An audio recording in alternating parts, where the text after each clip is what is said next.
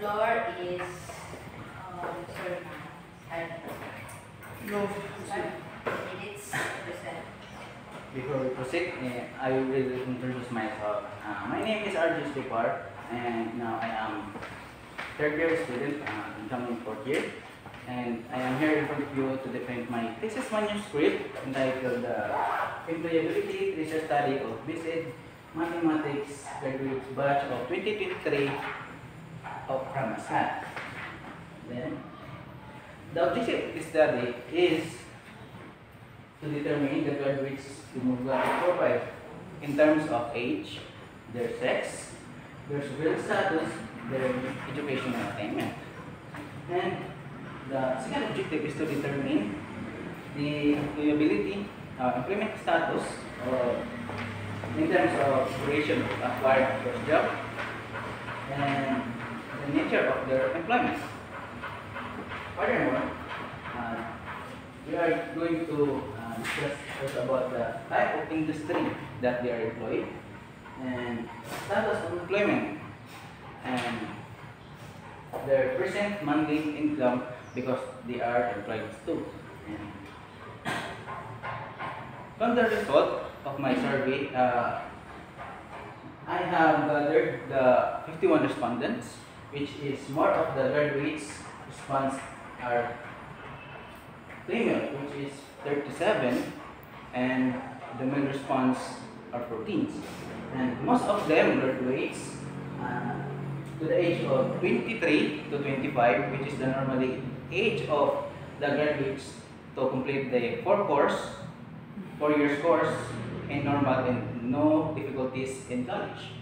And where there are one claim that the age 26 between 28, they are claiming that they are graduates during the time graduates that can age. Then there are two claims also na between 29 to 34 age they graduate during the time, and there are one but not the least graduates 35 above the age during the time. And the second indicator is or objectives. The civil status is more of them are singles graduates. We are a researcher, not specified that they have a boyfriend or girlfriend because that is not legalized of in terms of tracing their employability. And now, 3 of them are claim that they are married, so they are legally married that graduate. Then, while there are 2 claim also graduates that they are born without marriage. So, parents sila na dili kasal.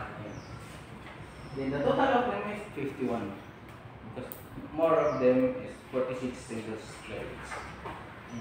From their educational attainment, bachelor's degree, there are 48 response that they already passed the board exam or they graduate in 4 years course. Then, while some of them claim there are 3 among 51 respondents claim that they proceeding and ongoing to master degree.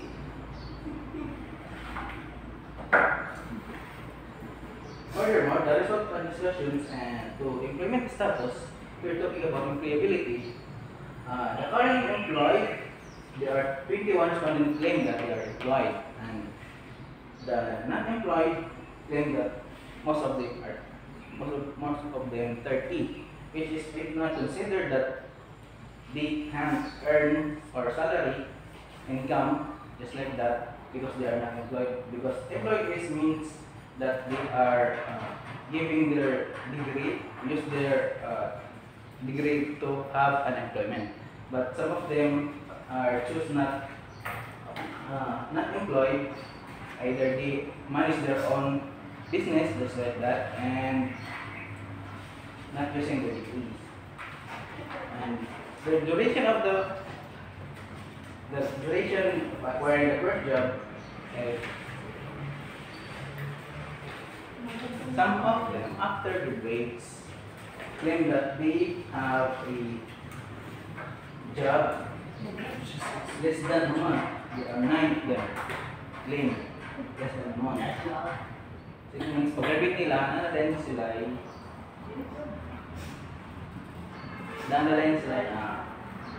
jobs after pala pag-graduate. For some of them, more than a month. 1 to 6 months. The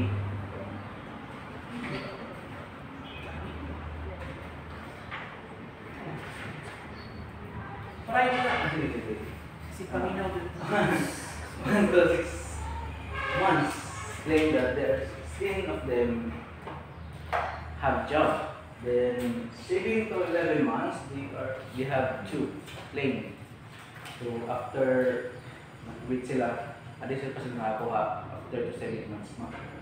So, some of them is more than a year. So more than a year yung sila na nag-wait, additional pa sila nakakuha of job. So natay ko na claim.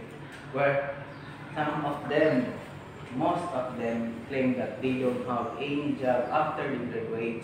There are 22 claim out of 51.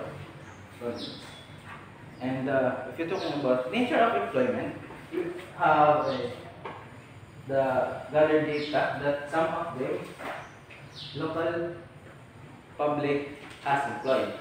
Some of the ongoing master degree we already have a job. Some of them is talk about business finance, and some of them are not employed, but and there are one of the 3 ongoing master degree have also job in private. Most of them are employed in public, in private. And there are local private employed because we have 21 employees. So there are 14 claims that they are officially employed in private, local private, where none of them are working overseas. In case that they have job outside the country and stay outside the country, then most of them not applicable to that kind of to the specific Cannot employ. because they're not employed. Then the type of industry that they are employed, more of them claim that they have employed in education, which is their degree is belongs to that because they are based in mathematics. Where some of them they are claiming that belongs to agriculture is their current job right now, and there are 7 claim that they have belongs to business and finance, which is not also related to their course. Some of them public administrator, which is going which are employed for public like government employees, just like that. And occasionally that there are 30 claim that they don't have any job. Furthermore, the status of employment we are together is 7 of them have regular and permanent payment, which is regular na sila silang work until now. These days, some of them is casual. And contract of service, there are 10 claimed also. Because some of them contractual, which is 6 months to renew, after 6 months to renew. For 30 of them out of 51 also claim they don't have belong to that kind of status of employment.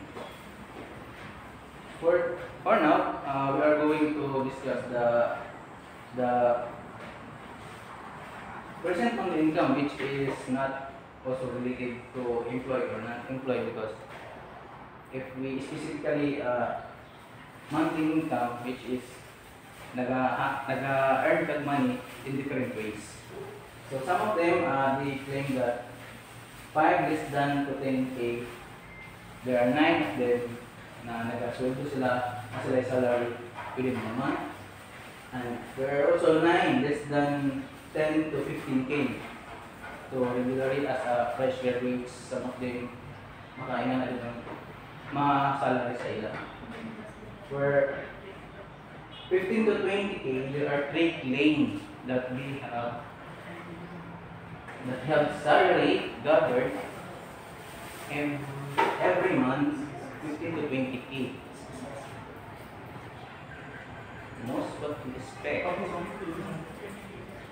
And there are 2 among of them that choose 25 and above applicable to the salary, which is basically the salary that they have is not according to their degree. Basically that they earn salary is according to. In summary, if we think about summary, the study was titled Employability Research Study, basic mathematics graduates, batch 2023 from ASCA. The respondents of the study were 51, which is we are going to calculate the frequency and percentage of 21 respondents using universal sampling technique. And the study employed frequency and the percentage, that's like what I said, that to achieve the objectives 1 and 2, out of 51 respondents, there are 72.5 are females and 92.2 age 23 to 25 are singles, and only 5.9 are with ongoing master's degree. And based on the result, it was found that 58.8 are not employed and only 21 out of 51 are employed during the day. For the conclusion, based on the findings of the study, majority of the respondents are not employed, as we have said, and the employed respondents are mostly working in local and private contract service, and also most of the graduates landed contract service, and most of the graduates landed job within 1 to 6 months. So, dagay nakatrabaho after, but some of them nakatrabaho, ang uban wala nakaroon, ano ba? Majority of the current employed graduates have 5,000K or less than 15K ang ilang earn of salary every month during until now sa the current response nila. And the recommendations about that,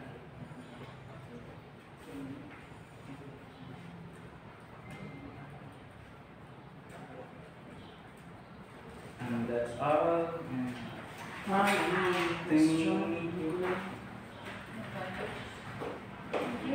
Any questions and clarification about what I defense right now, and I totally.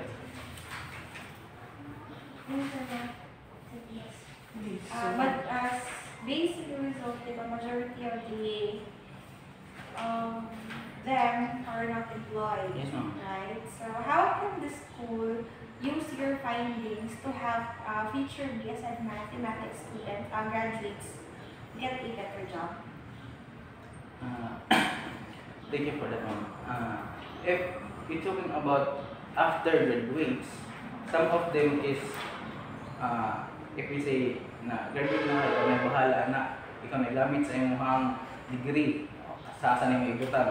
But I hope na school is mag-relate siya sa different kind of job opportunities na i-offer after, like before mo graduate, i-inform nila na na ay job offering this coming dara sa kanang ani nga lugar nanginahanglan sila kanang mga fresh graduates or related sa inyong mga course ay before manggod na mag-graduate ka is mag-una na after mag-graduate gamitan man ako magamit ba niya ako sa different kay nayuban nga ang as teacher bawal mo ang uban pag mo apply mo sa kanang like kanang mga business finance is bawal na kay dili man na acquired sa mga kuan kay some of them kanang required sila is dapat ibalik kung English nga mo apply ka sa kanang mga about sa more on math tapos wala kay mag-agan sa math kay English mo ka mana sila nga ay dili ka correlate sa mga kuan dili ka ibalik mabutang nga na kay maambag sa dira nga parts about calculating business ventures incomes yan na ay wala mo ka sa bilong ana but if mo talk about if math if maka-apply na sila sa kanang mga business kay more on ka ng mga calculating yan na so ma-inform din ang mga estudyante nga mag-graduate tayo nga sila pwede kayo makasulod diri so dako ka kayong opportunity nga makuha mo diri na nanginahanglan nga 50 sila nga kuan 50 sila graduate na raw or 51 that's like sa I have studied na various months and 100 ang kailangan so possible na daghan din ang makuha sa ina kay sulod man sila ato sa gi-offer sa kanang school which is nag-relate sila sa kanang mga businesses like nga So now, Mo-connect na ang school sa kanang mga business opportunities or kanang kanang mga opportunities or mga job opportunities pwede na ikawanan. Hindi na Ah, sige. bagay. Ah. Bagay. Bawal Bawal ka din. Bawal ka dali. Sige ka to lang. any additional info or questions?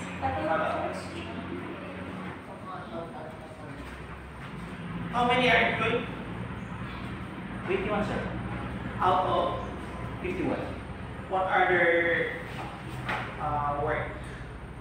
some of them work in the private so Teaching yes job?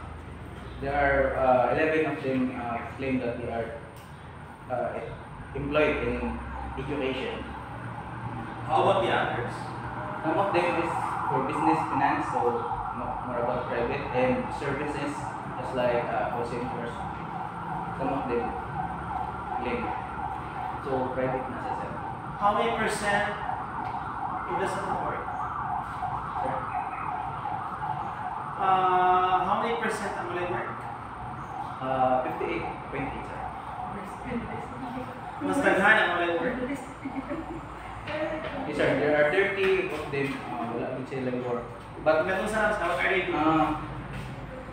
ang uban is na wala sila work pero na sila earn of salaries or na sila ma-income so it means na nag-cater sila og kanang personal businesses nga kanang din kailangan ng ilang degree ang ginamit So you should say if that they are self-employed, dili ko siya ingon nga no work. No? Dapat self-employed siya, dili siya ingon nga no work. Kaya kung ngayon kag no work, wala jud na siya kuan. Earning. Wala nakita. So kung naa siya kita, mo pwede ka dito mo self-employed or earning as part-time job like chuchu. Kaya kung yung tao zero jud siya, no work. No, lain po siya no nag-gadget ako na wala work. So they must be self-employed. So dili ka utang dito na no work. What are their, if they are not employed in a particular job, what are they doing as a self-employed? nagapan sila sir kanang ibali street foods like ibali mga street foods. What else? If we talking about self-employed is kanang Dili, magbayan sir. ang katong imong na trace, dili kayo Ah, Meron sila. Kanang naiba na business ay sariling business. Then Kung family matters. pwede yung ibutang, no? So, ano siya ha?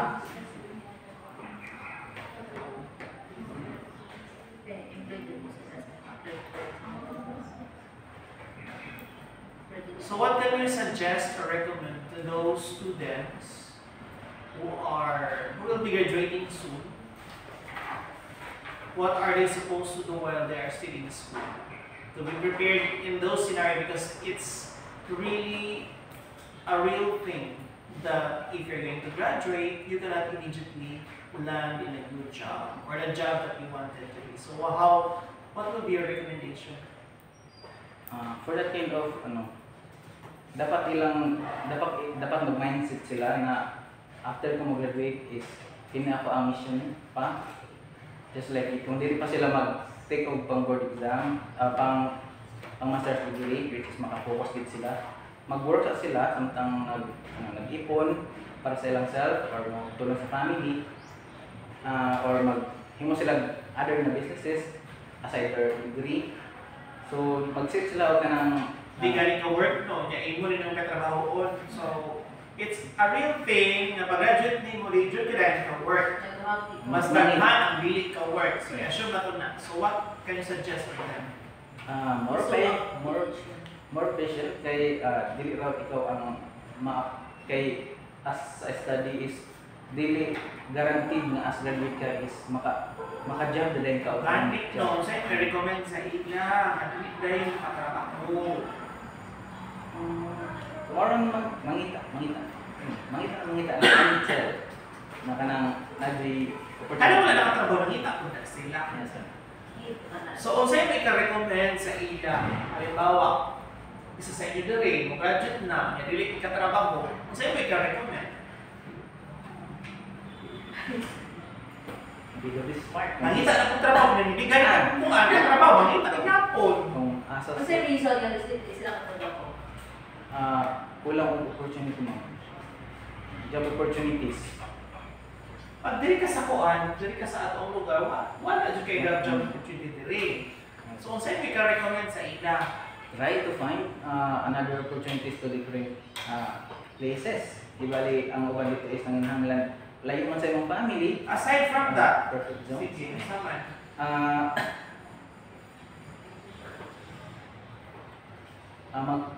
Ating ka ng mga seminars like that. Or kanang some of them na may nagtuan kanang networking ng offer pa lang. So nagunaw na kada na mo apply ko ana. Gusto niya na. Open-minded ka ba? So, I suggest while you are still a student, you look for a possible ways in which you can earn even if you are not employed. So, makita pa maagi, like, kung mag-street food ay ka, dako nagkita. Dako pa nagsildo sa COS sa munisipyo. Yes. Puliso si Pedros. No, dako pa nagkita sa sildo sa nagtrabaho sa munisipyo ka ng mga nagbrigade street food. Yes, sir. Kung sa street food ka, kung sa munisipyo ka, kung sila sa munisipyo, 400, 480. 480 Per day. Si Pedros daily. 440. 480 lang. 480. Kung sa Agos ng So kung 480 times 10, that's 4,800 times 2, that is around 9,600. Correct? Yes. Oh, so 9,600 minus siya na may, so wala sa reduction na. Kaya wala na siya sa fund. So that is your monthly income. Samantala, kung nagbaligya ka sa street food, ako imong kita. Sobra pa din, ha? Magigit kaya ako, no? So, maybe we can recommend, we can suggest to our students na di lang Israel na mag-focus kayo, look for a job. Okay, isa pag makita ka trabaho, naginahan mo ka o part-time. Yes. No? So, mag-part-time ka, sideline, sa iyong, with your 500, maka-earn ka. No, nara ka sa inyo. So, dapat pwede makakita pang maawi. Is it safe to say gamay yung mga ikakong din na improve yung kaawalay yung kay iso ng competition sa apply? You really have to improve yourself. Practice ka. Practice on. Student pa lang ka, manigamit juga nga you can speak well, you can present yourself well. No? Okay, mong grado in performance, but even if you have a good grade, does not simply mean that you can still land directly in a good job. So man naman kita kang lahi pamagi like maybe wala ka na kwartahan sa ka nakatrabaho dayon pero nag-earn ka ano man naka-online nga mga kuan. Online nga business nagbaligya ka online. So daghan na kwartahan online. Aside from that, basta nag-earn na ka sa imong YouTube tutorial sa imong vlogging, it's another income. Oh. That's one way no kang dili karon nga ay puro ka dira. Ang mga kwartahan nga nag-vlog na. O kita man di ka tamo kuan, no? Ay mga suko na ba kay ginapa-project ni Sir Canida so Diyos ko mauna na ang trend. That is already the trend. Nga mga suko ipa-project ko no kuan, vlogging na tagaw jud. So we are now on a different setting. We are in the 21st century. The competition is so high, and yet you can compete if you will adapt yourself to the change. Even the owner of LYR, nag-vlog. The owner sa LYR, ano gina? Pamakangan, upuan, mga motor, mga anak, mga... Pero dapat man, nag-boom man yung negosyo. So, ibig sabihin, the business is going on. Di na po ka na yung business sa owner sa LYR. Naghan siyang business, na siya matik, na siya mga poultry, na siya na ganghan, na siya kintrahan. Pero sa unang po, working students na siya, no? Sa UM, siya nag-skill actually, working student, graduate sa UM. Ang LYR, kasi natigulang na siya actually. Ang iyang mga anak, karon siyempre, ano na, so nag-business po. Kung nag-vlog na po sila. So, I guess it's timely that maybe you can have your own vlog. No? Mga suggest thing, gina-record ang mag-vlog, magpasok-usok ko. Ay! Pero wala sa record. Ay, ano siya ka ba rin mo yung digit na ako. Nag-earn na ba ka? 2 digit. Ha? Kung sa'yo $2 $40, ana. Yung mga gina-earn. Tapos pagpagin ko pa Sa TikTok. food deserve mo. Hindi pa. Sa TikTok ka. Ay, nakakay, ano ka lang, Marie. So, nag-earn na ka sa TikTok. Nag-earn na ka sa TikTok? Perfect! I-send ako yung screenshot ang nag-poko nga nag-earn na ka. I-send ako or else hindi ko kapasaraan. Recorded. Send mo mga recorded. Because I am telling you that maybe you'll be an inspiration to others, to other students na pwede gila kang maka-earn ang TikTok. Sa mga Alam mo, napanood ko ako mga graduates. So, Okay, mag-TikTok na. because not all of them will be able to land a job. And of course, vlogging is enjoyable at the same time you will earn. Nag-enjoy ka lang na, nag-vlog ka, at the same time you earn. No? Diba, focus ka sa imong career, dun na gusto dyan mo niya. Ang imong career, wala nang taganang opportunity. Maybe now is not yet the time, but if you have the experience, like sa imong pag-vlog, you can bring that in your, maybe in your job interview, ma-relate mo siya na, I really wanted to land a good job because, of course, you need a job.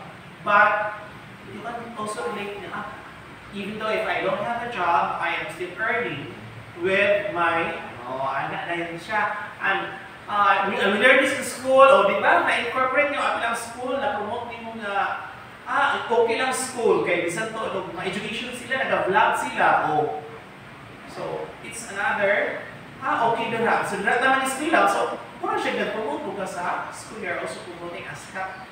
Sa ibang mga nakasuko na sila kaya na siguro pa-project kung mga kuan video. Sige rin magpa-video, labot ka ni Sir Canida, no? Center of ni Sir Canida, kaya ano daw sige daw pa-vlog. Kung saan maging nag-eskwela or mag-vlogger, na estudyante nga, naabot na rin sa kakuan, Ma'am Grace, na magsiguro daw pa-project o vlog. So you see now the difference na pwede they can earn a different way. Wala lang ka nakafocus sa inyong career na gusto. Kaya di man nga ang imong gusto nga career, makahatag dahil sa inyo ha. Dagan yung kompetensya. Pero maybe in in the long run, makalan na dyan ka dito. Sa pagkakaroon pa lang, kinahanglan hindi mo, pero why not niya? Napadyan ka sa iyong career, at the same time, you're earning also with your vlogging. Sa recommendation as fresh grad, dito makapagdalit ko mga kailangan. So, pwede mo na ibutang dito pwede ka maka-compete as 21st century educator through dito na dayon, mga online job. Diba? So, pwede dyan po na online job din niya. Pwede niya maligya mga online para inuhin mo na vlogging. Well and good. Pinakayahay. Lami kay kang lifestyle, pagkahuman na kung pang-earn. O, lami ito pag-vlog. Ang uban yun, wala nga pag-vlog, nakakatawa lang yun, nakakwarta na. Diba sa Reels? Pakatawa lang yun ng Reels, even TikTok. Basta like, kabalo lang kabalik ang audience, o mag-share ka sa pasa na dito sa tanan, wala na. Nakakwarta na ka. So, what I'm trying to say is that yung ano sa recommender na, binata malagot na pabuhatong taong vlog, kaya nakakwarta na ko. Ano, di ba? That's a practical way of saying. Okay, kasalaran nyo ganun. Sa una pa lang, pero first year, naman na. Sino ka diyaw-yaw? Di may kabalo kay Kuan mo. Now you realize na maka-earn din yan. Pero sa TikTok pa ka nakawan na. Earning yun. Nakuha na ka. Naman na yan, ka ng kibali, ma-reach niyo yung kibali, 1,000 or 100, alis ka maka-redeem. So Wala pa dito Napakikuta ko.